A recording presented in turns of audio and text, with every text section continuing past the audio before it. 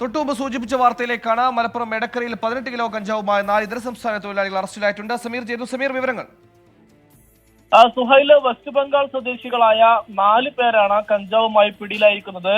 West Bengal സ്വദേശി അബ്ദുറഹ്മാൻ, കരീം ഖാൻ, ഖുഷ്ബുൾ, ഒപ്പം തന്നെ അംജിദ് ഖാൻ എന്നീ 4 പേരാണ് പിടിയിലായത്. ഇവരിൽ നിന്ന് 18 കിലോ കഞ്ചാവാണ് എടക്കര പോലീസ് കണ്ടെത്തിയിരിക്കുന്നത്. ജില്ലാ പോലീസ് മേധാവിക്ക് ലഭിച്ച രഹസ്യവിവരത്തിന്റെ അടിസ്ഥാനത്തിൽ എടക്കര പോലീസ് നടത്തിയ പരിശോധനയിലാണ് എടക്കര മുട്ടിക്കടവ് ഭാഗത്തു നിന്നും ഈ പ്രതികളെ പിടിയിലായിരിക്കുന്നത്.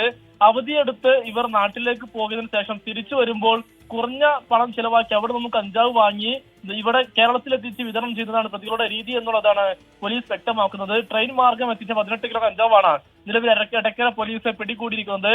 പ്രതികളെ പോലീസ് വിശദമായി ചോദ്യം ചെയ്ത് വരികയാണ്. നേരത്തെയും സമാനമായ രീതിയിൽ ഇവർ കഞ്ചാവ് കടത്തിയിട്ടുണ്ടോ എന്ന് പോലീസ് വിശദമായി പരിശോധിക്കുന്നുണ്ട്. സംഭവത്തിൽ കോടതിയിൽ ഹാജരാക്കിയ പ്രതികളെ റിമാൻഡ് ചെയ്തിട്ടുണ്ട്. സുഹൈൽ, ശരി. നാട്ടിൽ അവധിക്ക് പോയപ്പോഴും പണമുണ്ടാക്കാൻ വേണ്ടി കാട്ടിയതാണ് ലഹരിക്കടത്തിൽ. 4 ഇതര സംസ്ഥാന തൊഴിലാളികൾ പിടിയിലായിട്ടുണ്ട്. വാർത്തകൾ ഏറെയുണ്ട്, തിരികെ വരാം. ചെറിയ ഇടവേളയ്ക്ക് ശേഷം പ്രിയ പ്രേക്ഷകർ തുടരുക.